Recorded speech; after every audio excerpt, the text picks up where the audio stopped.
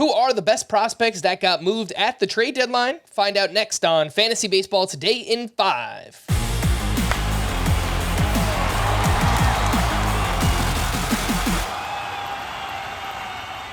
Welcome into FBT in 5 on Saturday, August 5th. I am Frank Sanford, joined by Scott White, and let's take a look at the top prospects that were traded at the deadline, and we'll start off with number 1 on the list. Kyle Manzardo was shipped over to the Cleveland Guardians.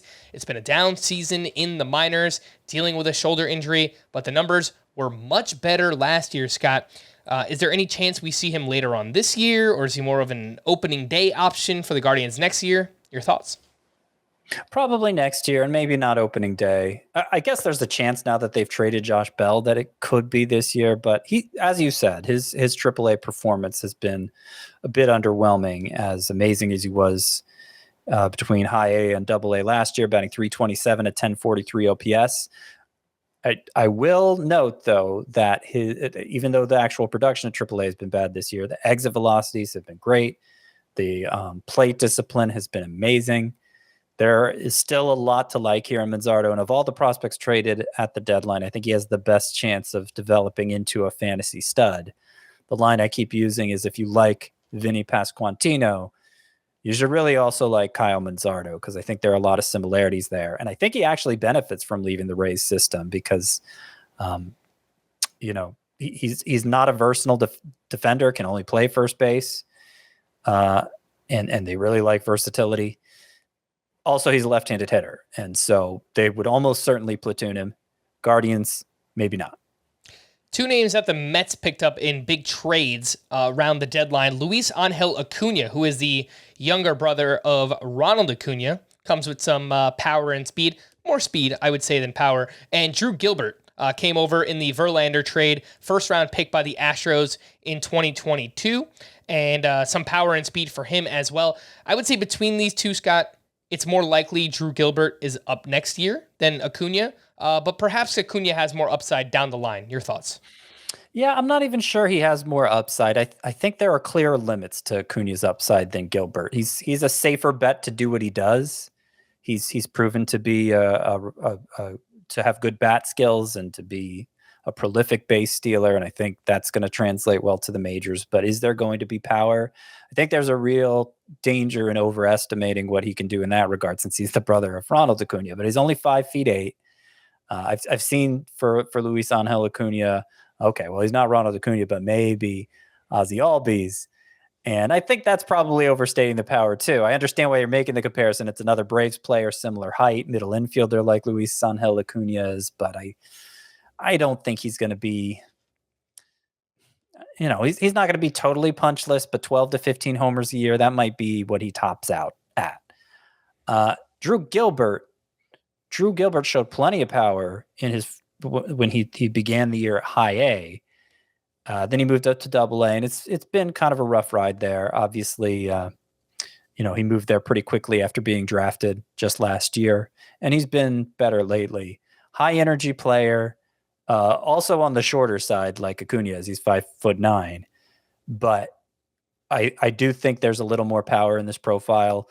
There's speed too. He hasn't actualized it to the same extent Acuña has, but I think Shane Victorino is a good comp for Drew Gilbert as a short stature player with more like pretty good power and speed than amazing power and speed, and just a real plays with a lot of energy that should help to get the most out of his skill set. There's nothing wrong with 5'9", Scott. I am 5'9", so I support Drew Gilbert. Let's get it done, baby. That's what you say. I met you in person. You looked a little taller than that to me. Prospects 4 through 10 on this list of names that were moved at the deadline. Edgar Quero with the White Sox. Jake Eder with the White Sox. Ryan Clifford went to the Mets.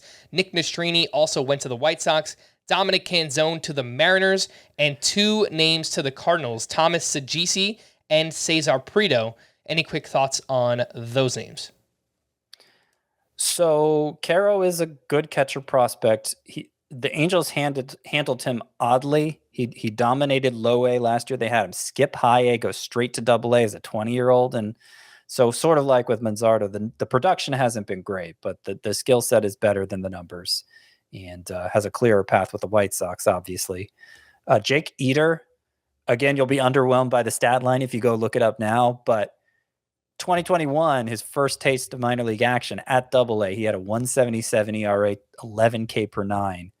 We haven't heard about him since then because he had Tommy John surgery.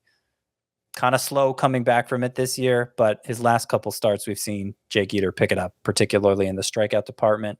Ryan Clifford is a prospect who has a lot of helium right now. He may just be kind of the standard lefty slugger when all's said and done.